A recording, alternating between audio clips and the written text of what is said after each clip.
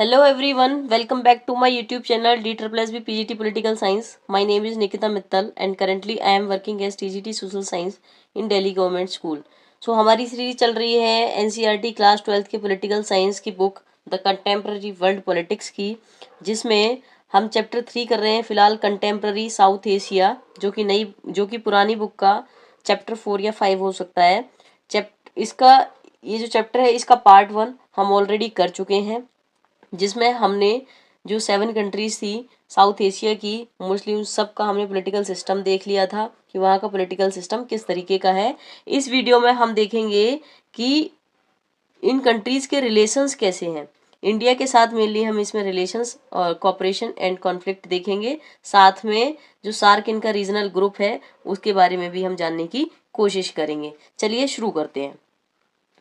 सबसे पहले देखेंगे relationship between India and it's neighbour.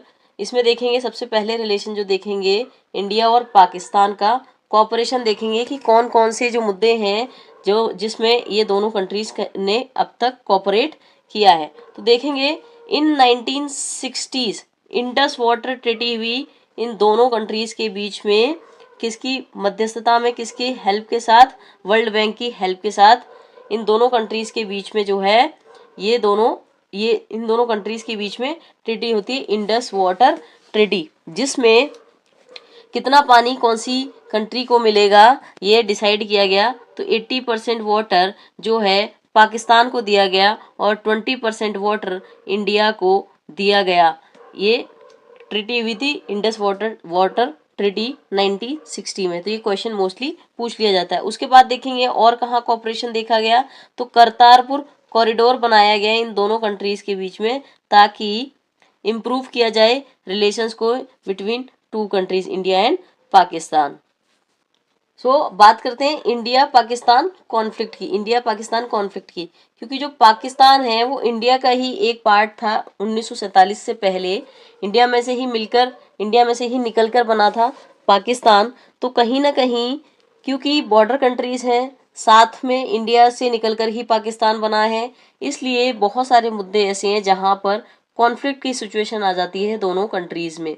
तो एक तो कहाँ कहाँ हम देखते हैं जो मोस्टली कॉन्फ्लिक्ट देखा जाता है, तो सियाचिन ग्लेशियर पर जो आर्म्स एक्विजिशन ऑफ आर्म्स का जो कंट्रोल है, सियाचिन ग्लेशियर पर जो कंट्रोल है ओवर एक्विजिशन ऑफ आर्म्स, यानी कि किसके जो आर्मी है जो वो वहां पर रहेगी सियाचिन ग्लेशियर में, इस बात को लेकर कॉन्फ्लिक्ट होता है। साथ में कश्मीर इशू को कि कश्मीर जो है किसका पार्ट है, इंडिया का या पाकिस्तान का, तो इसको लेकर भी बहुत ज़्यादा इशू चलता रहता है। साथ में सर क्रीक लाइन को लेकर भी इन दोनों के बीच में कॉन्फ्लिक्ट चलता रहता है। Both the governments continue to be suspicious of each other, दोनों ही गवर्नमेंट कहीं ना कहीं सस्पिशन में रहती हैं। Indian government has blamed Pakistan government for using a strategy of low key violence by helping Kashmiri militants with arms training and money. तो ऐसा इंडियन गवर्नमेंट मानती है कि जो कश्मीर में इन लोगों के द्वारा मिलिटेंट्स को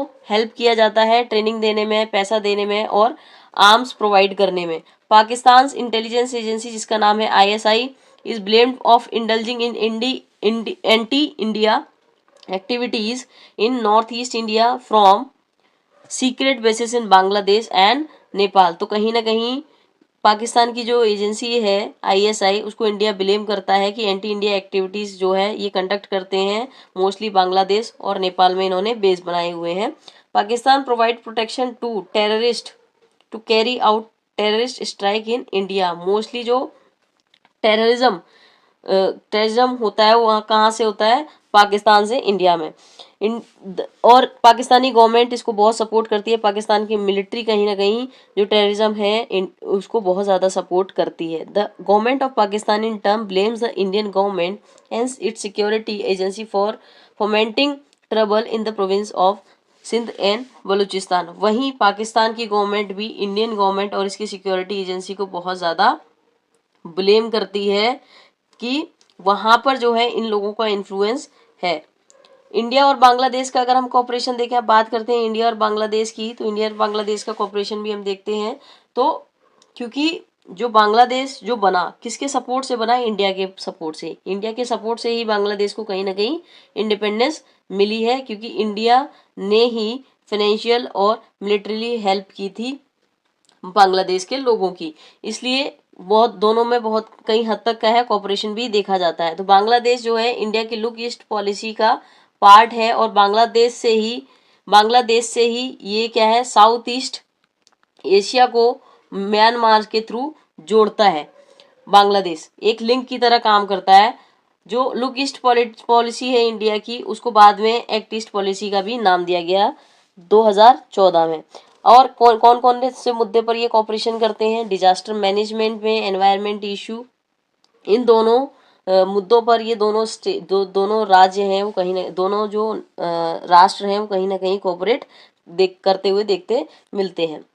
there is also a cooperative attitude on the issue of environment, और मोस्टली देखा गया है कि दोनों ही एनवायरमेंट को लेकर कोऑपरेट करते हैं। India has also cooperated in providing vaccine to Bangladesh during कोविड-19, और कोविड-19 के दौरान इंडिया ने बांग्लादेश को कोविड-19 की वैक्सीन भी प्रोवाइड की थी। इन दोनों के बीच में अगर कॉन्फ्लिक्ट देखा जाए, क्योंकि जो रिवर है गंगा और ब्रह्मपुत्र, वो आके बांग्लादेश में ही जो है वो मिलती हैं, तो sharing of Ganga and Brahmaputra river का जो वाटर है उस पर, उसके शेयरिंग पर बहुत ज़्यादा कॉन्फ्लिक्ट चलता रहता है। साथ में बांग्लादेश से बहुत सारे जो इमिग्रेंट्स हैं वो इंडिया आते हैं, इस बात को लेकर कॉन्फ्लिक्ट चलता रहता है। बांग्लादेश हमेशा डिनाई करता रहता है, डिनाइल मोड में रहता है। Bangladesh support for anti Indian Islamic fundamentalist groups, तो ऐसा समझा जाता है कि बांग्लादेश सपोर्ट करता है anti Indian Islamic fundamentalist group को। इस बात को लेके बहुत ज़्यादा कॉन्फ्लिक्ट रहता है दोनों देशों के बीच में। साथ में Bangladesh is refusal to allow Indian troops to move through its territory north eastern India, तो बांग्लादेश जो है, बांग्लादेश रिफ्यूज़ कर देता है कि वहाँ से जो है नॉर्थ ईस्ट इंडिया जाने के लिए इंडियन ट्रूप्स हैं उनको डिनाई करता है, उनको रिफ्यूज़ कर देता है। तो इस बात को लेकर भी कहीं ना कहीं कॉन्फ्लिक्ट दोनों देशों में देखा जाता है। Bangladesh is decision not to export natural gas to India, तो बांग्लादेश का जो डिसीजन जो है कि इंडिया को नेचुरल गैस जो है वो एक्सपोर्ट नहीं की जाएगी, इससे भी कहीं ना कहीं दोनों के बीच में कॉन्फ्लिक्ट देखने को मिलता है। बांग्लादेशी गवर्नमेंट है felt that in the Indian government encouraged rebellion in the Chittagong and Indian government trying to extract its natural gas and being unfair in trade, तो बांग्लादेशी गवर्नमेंट ये महसूस करती है कि जो इंडियन गवर्नमेंट है वहाँ के जो रेवेलियन है उनको सपोर्ट करती है, और साथ साथ अनफेयर मीन से वहाँ से नेचुरल गैस को निकालने की कोशिश भी करती है। तो इस बात को लेकर भी दोनों के बीच में कॉन्फ्लिक्ट देखने को मिलते हैं। अब बात करेंगे इंडिया और नेपाल के कॉपरेशन की, कौन कौन से मुद्दों पर दोनों देशों में कॉपरेशन है। तो देखेंगे एक ट्रिटी साइन हुई दोनों कंट्रीज के बीच में, जिसमें सिटीजन्स को अलाउ किया गया कि दोनों ही कंट्रीज के सिटीजन वो है यात्रा कर सकते हैं, साथ में एक दूसरे की कंट्री में जाके आराम से काम कर सकते हैं without visa and passport. India provides disaster management as well as technical and humanitarian assistance to Nepal, तो इंडिया जो है डिजास्टर मैनेजमेंट के लिए कहीं ना कहीं असिस्टेंस प्रोवाइड करता है, चाहे वो टेक्निकल हो चाहे वो ह्यूमैनिटेरियन हो। अब इन दोनों के बीच में डिस्प्यूट्स देखेंगे तो Indian government has often express displeasure at the warm relationship between Nepal and China and the Nepal government in action against anti Indian elements, तो नेपाल और चाइना के जो रिलेशंस हैं उसे इंडियन गवर्नमेंट हमेशा नाखुश रहती है, और साथ ही जो एंटी इंडिया एक्टिविटीज़ चलती हैं उनको लेकर नेपाल गवर्नमेंट का जो है वो नेपाल गवर्नमेंट कुछ नहीं कहती, इस बात को भी लेकर इन दोनों में इश्यूज चलते रहते हैं। Many leaders and citizen Nepal, बहुत सारे जो लीडर हैं वहाँ के वो ये सोचते हैं कि जो इंडियन गवर्नमेंट है कहीं ना कहीं वो इंटरनल अफेयर्स में इंटरफेयर करती है। नेपाल गवर्नमेंट नेपाल के जो इंटरनल अफेयर्स हैं उनमें कहीं ना कहीं इंटरफेयर करती है, और वो ये सोचते हैं कि नेपाल की they think that India has eyes on Nepals river water and hydro electricity, तो कहीं ना कहीं इंडिया जो है नेपाल के रिवर वाटर और हाइड्रो इलेक्ट्रिसिटी पर इंडिया की कहीं ना कहीं नज़र है, ऐसा वो लोग सोचते हैं। They think India prevents Nepal a land locked country from getting easier access to the sea through the Indian territory, तो वो वहाँ के लोग ऐसा भी सोचते हैं कि इंडिया जो है नेपाल को कहीं ना कहीं सी वाटर का एक्सेस नहीं देता अपनी अपनी जो टेरिटरी है उससे। तो कहीं ना कहीं इन चीज़ों को लेकर इन दोनों में कॉन्फ्लिक्ट चलता रहता है। इंडिया और श्रीलंका का कॉपरेशन देखेंगे तो दोनों ने फ्री ट्रेड एग्रीमेंट साइन किया है, इंडिया और श्रीलंका ने, जिससे कि इन दोनों के रिलेशन वो कहीं ना कहीं बहुत ज़्यादा अच्छे हुए हैं। India's help in post tsunami reconstruction in Sri Lanka has also brought the two countries closure. तो वहाँ पर जब सुनामी आई तो बहुत ज़्यादा डिस्ट्रक्शन हो गया था श्रीलंका में, क्योंकि श्रीलंका एक आइलैंड कंट्री है और वहाँ पर जो है जो सुनामी आया उससे बहुत ज़्यादा डिस्ट्रक्शन देखने को मिला, जिससे जिससे वहाँ की जो इकोनॉमी थी, वहाँ का जो पूरा स्ट्रक्चर था वो जो है वो खराब हो गया। इसको फिर से रिकंस्ट्रक्शन करने के लिए इंडिया ने काफ़ी हद तक हेल्प की, जिससे दोनों के रिलेशन बहुत ज़्यादा बेहतर हुए। इंडिया श्रीलंका में डिस्प्यूट किन किन चीज़ों को लेकर है? The difficulties in the relationship between the governments of India and Sri Lanka are mostly over ethnic conflict, जो कि हमने देखा सियालीज और तमिल तमिल जो ग्रुप है उन दोनों के बीच में जो कॉन्फ्लिक्ट होता है उससे कहीं ना कहीं दोनों के रिलेशंस जो है बहुत ज़्यादा इम्पैक्ट होते हैं। After the military intervention in 1987 the Indian government now prefer a policy of disengagement with service Sri Lanka's internal trouble. तो जब इंडियन पीस कीपिंग फोर्स वहाँ भेजी गई तो इन दोनों में जो है कहीं ना कहीं डिस्प्यूट नज़र आने लगा, इसलिए इनकी जो इंडियन गवर्नमेंट की इसको लेके पॉलिसी है वो कहीं ना कहीं डिसएंगेजमेंट की उसके बाद से रही है। यहाँ पर जो है इसकी स्पेलिंग थोड़ा सही नहीं लिखी है गवर्नमेंट की स्पेलिंग, तो एक बार हम इसको थोड़ा करेक्ट कर देते हैं। ओके, इंडिया और भूटान के कोऑपरेशन को अगर हम देखेंगे, India enjoys a very special relationship with Bhutan. Bhutan has weed out the guerrillas and militant of north east from its territory. India is involve in big hydro electricity project in Bhutan, और साथ में India is the biggest source of development aid for Bhutan. तो India जो है बहुत ज़्यादा अच्छे relation है इंडिया और भूटान के, और ये दोनों बहुत सारे मुद्दों पर, मोस्टली मुद्दों पर ही कोऑपरेट करते हैं एक दूसरे के साथ।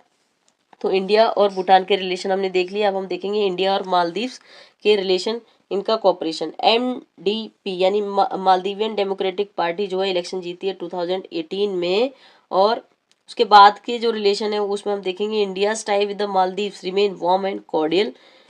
इन नवंबर 1988 when some Tamil mercenaries from Sri Lanka attacked the Maldives, the Indian Air Force and Navy reacted quickly to the Maldives' request to help stop the invasion. India had also contributed islands economic development, tourism and fishery. तो जब मालदीव्स में attack किया गया Tamils के द्वारा, तो कहीं ना कहीं इंडिया ने अपनी फोर्सेस के थ्रू इसको रोकने की कोशिश की, और साथ में ये दोनों ही country economic development, tourism, fishery और भी कई सारे मुद्दों पर कोऑपरेट करती हैं। ओके, सो अब बात कर लेते हैं सार्क। सार्क क्या है? सार्क है ये सभी कंट्रीज का regional organisation, south Asian association for regional cooperation. इसकी फुल फॉर्म है south Asian association for regional cooperation. ये कब इस्टेब्लिश हुआ? ये इस्टेब्लिश हुआ दिसंबर 8, 1985 में। अब इसके मेंबर्स देखेंगे तो साउथ एशिया में जितने मेंबर्स गिने जाते हैं 7 मेंबर्स, वो सब इसका पार्ट हैं, लेकिन बाद में इसमें एक और मेंबर जुड़ गया। कौन सा? अफगानिस्तान। कब? 2005 में। तो अब इसके टोटल मेंबर कितने हैं? टोटल मेंबर हैं कितने? 8। टोटल मेंबर 8 हैं इसके। तो 7 countries, India, Bangladesh, Bhutan, Nepal, Sri Lanka, Maldives, Pakistan plus Afghanistan. तो ये भी क्वेश्चन पूछा जाता है कि अफगानिस्तान कब इसका पार्ट बना? तो कब इसका पार्ट बना? 2005 में। इसकी स्थापना कब हुई? इसका एस्टेब्लिशमेंट कब हुआ सार्क का? 1985 में। अब जो सार्क कंट्रीज हैं बेसिकली ये कई सारे मुद्दे, ये क्या है? रीजनल ग्रुप है, तो सभी मुद्दों पर कहीं ना कहीं जो भी रीजनल इश्यूज होंगे, साथ में ट्रेड होगा, उस पर कहीं ना कहीं ये कोऑपरेशन करेंगे। इसलिए इन्होंने जो है साफ्ता का भी एक ग्रुप बना लिया, यानी south Asian free trade agreement. अब इन्होंने एक ये ग्रुपिंग बना ली, जिसमें क्या था? साफ्ता का मेन मोटिव क्या था? मेन ऑब्जेक्टिव क्या था? रिमूवल ऑफ बैरियर्स, क्योंकि फ्री ट्रेड है, इसका मतलब क्या होगा? जो भी बैरियर्स होंगे ट्रेड में वो क्या है, हटा लिए जाएंगे। तो removal of barriers of trade in the south Asian reason इसका मेन मकसद था, और साथ में जो टैरिफ लगाए जाते थे, ट्रेड टैरिफ, उसको कम से कम करना, ताकि जो इम्पोर्ट और एक्सपोर्ट है उसको इजीली किया जा सके। अचीवमेंट क्या रहे सार्क के, तो सबसे पहला जो स्टेप इन्होंने लिया कि free trade by SAFTA, by the idea of SAFTA. Cooperation in the areas of environment, economic development, energy, इन सब के ऊपर कहीं ना कहीं ये सभी कंट्रीज क्या करती हैं, कोऑपरेट करती हैं। सो अब बात करेंगे India as a whole with south Asian countries. तो इंडिया एंड साउथ एशिया, यानी कि इंडिया का role in south Asian region. तो हम देखेंगे इंडिया जो है लोकेटेड है इन द मिडिल, मोस्टली जो सभी कंट्रीज हैं उनसे क्या है, इसका बॉर्डर लगता है। In the geography of south Asia India is located in the middle and rest of the countries fall around the border of India. Some of India's neighbour fear, क्या कि SAFTA is a way for India to invade their markets.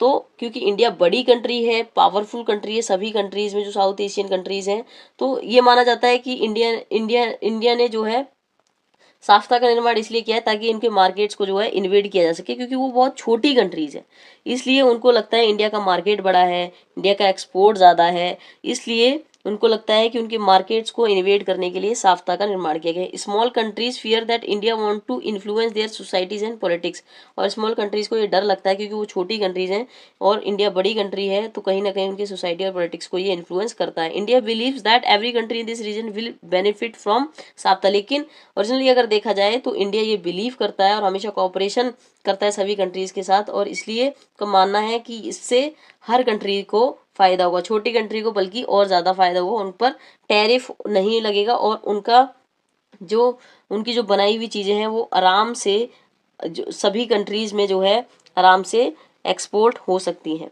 India believes that cooperation on political issues will be better with the increase of free trade in this region. तो India ये विश्वास करता है कि जब भी इकोनॉमिक रिलेशन अच्छे होते हैं, जब ट्रेड ज़्यादा होने लगता है, तो सभी कंट्रीज़ क्या हैं, पॉलिटिकल इश्यूज़ को धीरे धीरे भुला भी देती हैं और कोऑपरेट करने लगती हैं। तो फ्री ट्रेड एक माध्यम है पॉलिटिकल इश्यूज़ को ख़त्म करने का, ऐसा इंडिया मानता है। India doesn't want instability in south Asia, और कभी भी इंडिया जो है साउथ एशियन कंट्रीज़ में इनस्टेबिलिटी नहीं चाहता, because such a situation will help outside forces to establish influence this region. इसलिए क्योंकि अगर ऐसा हुआ और वहाँ साउथ एशियन रीजन में अगर इनस्टेबिलिटी आई, तो सबसे ज़्यादा खतरा जो है वो इंडिया को ही होगा। क्यों? क्योंकि यहाँ पर जो है बाहरी जो फोर्सेस हैं उनका इन्फ्लुएंस बढ़ जाएगा। The role of China and America in politics of south Asia, China का और अमेरिका का रोल देखेंगे साउथ एशिया में, तो क्या है, चाइना एंड यूएसए रिमेन्स की प्लानर्स इन साउथ एशियन पॉलिटिक्स, क्योंकि चाइना और यूएसए मोस्टली क्या है, यहाँ की जो पॉलिटिक्स है उसको बहुत ज़्यादा इन्फ्लुएंस करते हैं, क्योंकि चाइना के रिलेशन पाकिस्तान से भी अच्छे हैं, यूएसए से भी अच्छे हैं, और यूएसए चाहता है कहीं ना कहीं हर रीजन में हर कंट्रीज को कंट्रोल करना, तो ये कहीं ना कहीं हर जगह की पॉलिटिक्स को इन्फ्लुएंस जरूर करता है। सिनो मतलब China, Sino Indian relations have improved significantly in last 10 year, इन हम लास्ट 10 ईयर्स। तो हमने लास्ट चैप्टर में भी, हमने अभी लास्ट वीडियो में भी देखा था, धीरे धीरे इनके रिलेशन जो है वो ठीक हुए हैं। क्यों? क्योंकि इन दोनों के बीच में जो ट्रेड है वो बहुत ज़्यादा बढ़ गया है, और जब ट्रेड बढ़ जाता है तो पॉलिटिकल इश्यूज कहीं ना कहीं दब जाते हैं। China strategic partnership with Pakistan remains a major intent for India, लेकिन वहीं चाइना जो है पाकिस्तान को बहुत ज़्यादा सपोर्ट करता है। पाकिस्तान और चाइना दोनों ही पार्टनर हैं, जो कि जिससे कि इंडिया को कहीं ना कहीं खतरा होता है। US has had good relations with India and Pakistan since the end of cold war, और हमने देखा था इन दोनों के रिलेशन क्यों अच्छे हुए, दोनों के रिलेशन अच्छे हुए क्योंकि यहाँ से ये लोग क्या खरीदते हैं, मोस्टली आर्म्स खरीदते हैं, तो यहाँ यूएस बहुत ज़्यादा एक्सपोर्ट करता है।